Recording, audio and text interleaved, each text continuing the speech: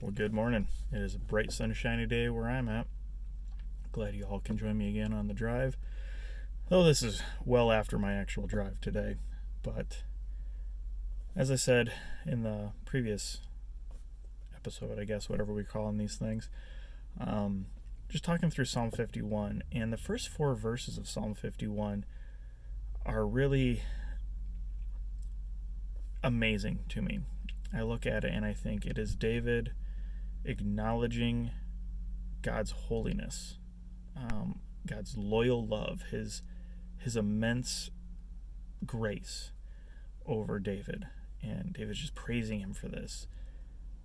And then David goes into these couple of phrases and sentences, just talking about how he knows that he is a sinner, and he knows that he has sinned against God. And I often wonder, how much do we actually understand God's grace, his mercy, and his royal love, his loyal love that is over us, to the point where we acknowledge our own sin and fully admit it and fully know that we are sinners. And again, not in this prideful way, but in a broken way, to where our hearts are just devastated by what we've done, to where we go to our knees and we're literally crying out for God's forgiveness. Again, I feel like sin just becomes part of our everyday life, of we just accept it and we're okay with it. But then towards the end of these first four verses, David says something really interesting. He says, God, you are right to condemn me. You are right to confront me because of my sin.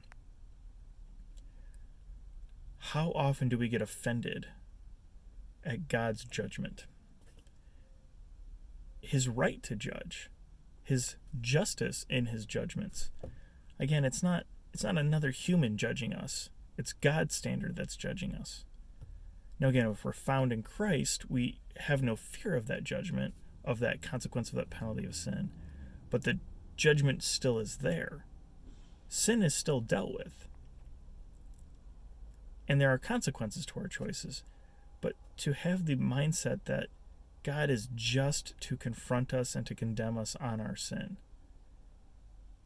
If he didn't, it would go against his very character. So a few things I'm thinking about with this is the immense grace of God,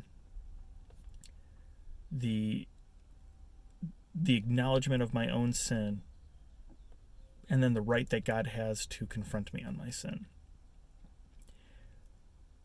So now the question is, how do we go forward with this in a way that draws us closer to Christ?